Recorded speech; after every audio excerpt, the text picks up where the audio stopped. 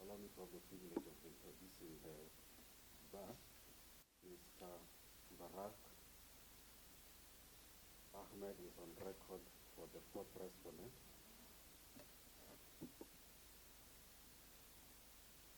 He will beat up for the Attorney General.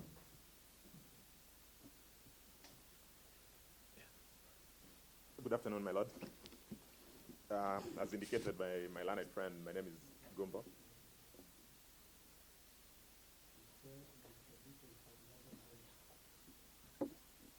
Is not appear for the second and fifth response. That's what I want to find out. Yes, yes.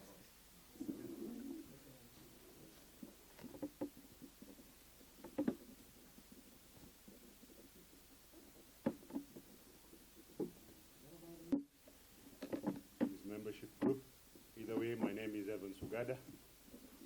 I appear alongside my brother, Brian Derry. We are on record for the Law Society of Kenya. We're interested party. Thank you.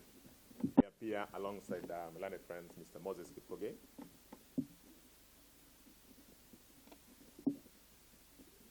Ms. Ariela Saina, and Ms. Lois Diongo for the first and third respondents.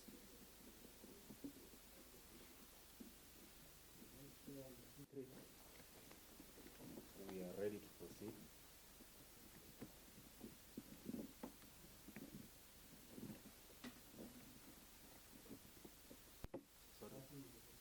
Sorry, my lord? My lord, we comply with the directions of the court.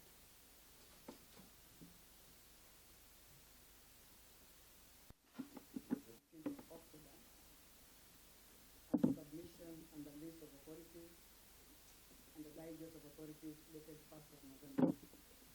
We start all the parties. We complied by the court's directions, and we have filed the following documents. We have a replying affidavit dated 27th October 2023. We filed our 27th October 2023. We have our submissions. Our submissions are dated 27th October 2023. Yes, yes, Your Lordship.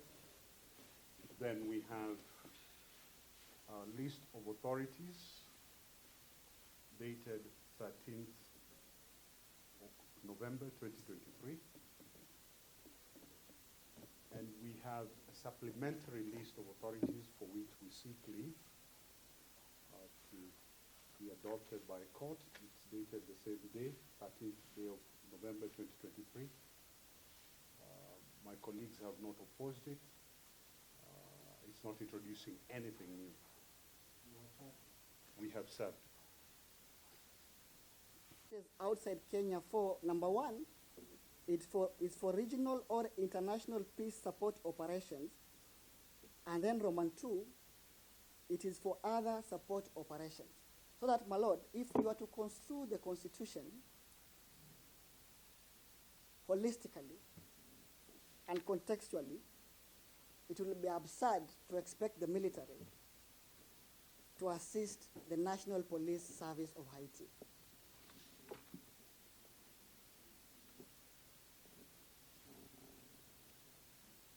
Because they don't have that technical expertise in that area. And that's why, Your Lordship, Roman 2 of Article 248A of the Constitution provides for deployment of national forces for other support operations.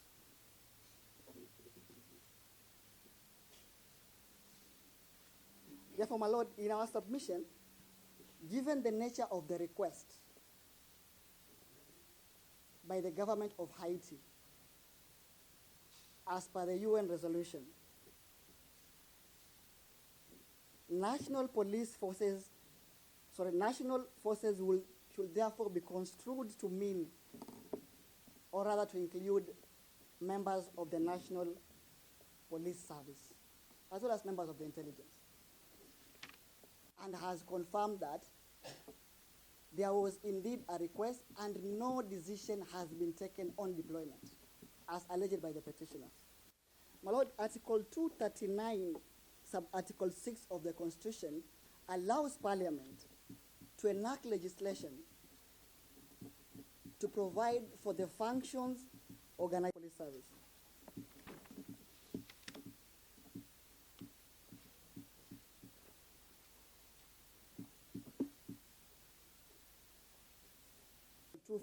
On the establishment of the National 3 sub-Article 4 of the Constitution. It contains a similar provision to 239 sub-Article 6.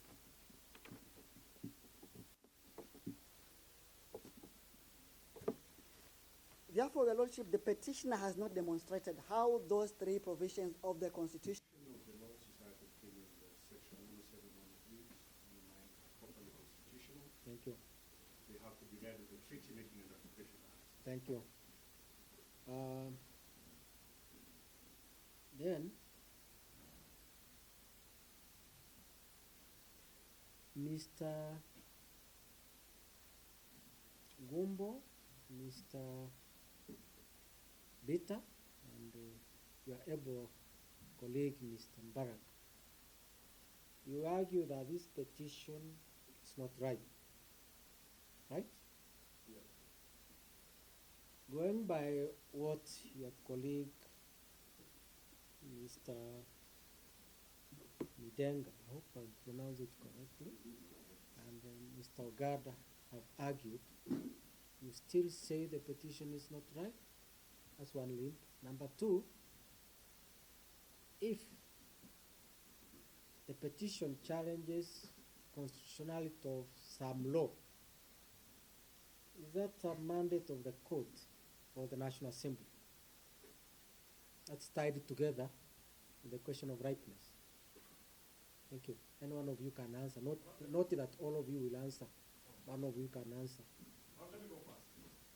I'm saying one of you can answer. So just choose who is to answer, because that's a general question. Yes, but I've got a very clear mind on that question. Yes, please go. There are three doctrines. One is rightness, one is constitutional avoidance, and the other one is exhaustion. January. Mr. You are interested. Mr. Gumbo. I really sympathize with the way it was when it comes to the matter of the I know what is before this court, Mr. Gumbo. Please don't ask. I've already pleaded I've pleaded that I have a matter that I'm hearing on 22nd, and I must determine it before, because it regards another process that must be concluded on 16th of December. So I must make a determination before, so that parties are able to know their rights and how to move. If it is humanly possible to get it earlier, then you leave it in your hands. We are open in when, Mr. Gumbo. We are human beings. Yes. Nothing is, we're in this country, and I don't think much is going to die. You want me to give you a decision? Yes, yes.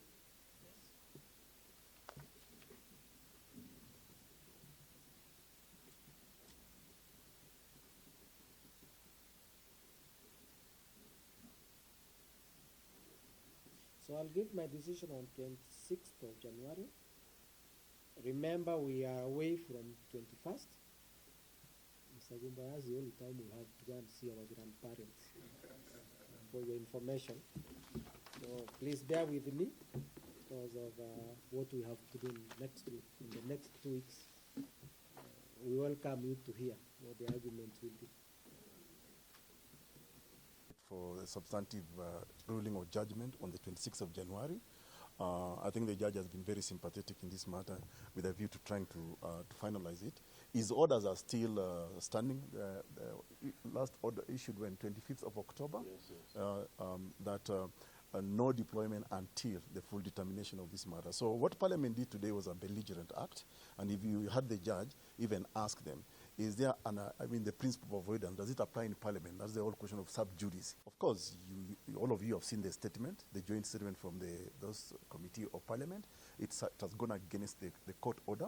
It's sad, it's unfortunate that some of the fellows debating this thing are actually lawyers, officers of the court.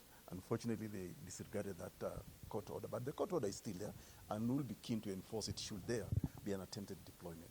I'm sure you've seen from news channels that Parliament has approved the deployment of the 1,000 police officers.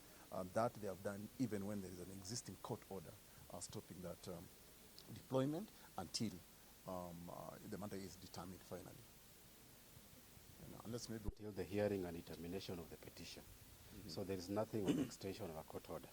We filed two things. We filed a petition, and contemporaneous to the petition, we filed an application under certificate of urgency.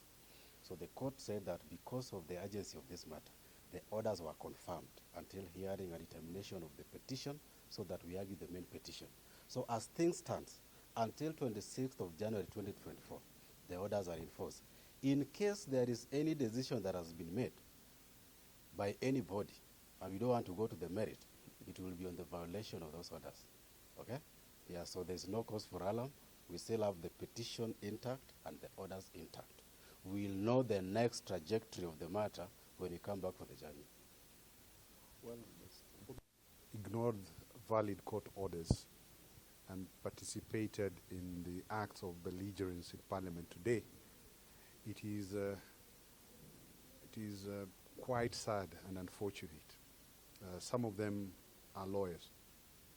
It is against your obligations as members of the Law Society of Kenya.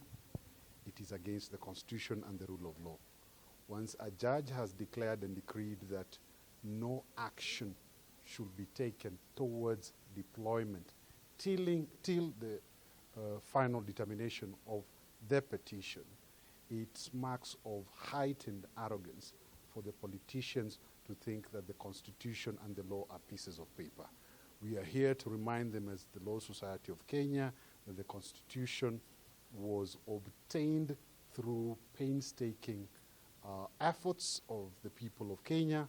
Blood was shed. This is an item that is sovereign to us, and in our sovereign capacity, we will defend it. The Law Society will defend the Constitution and will defend the law. Thank you.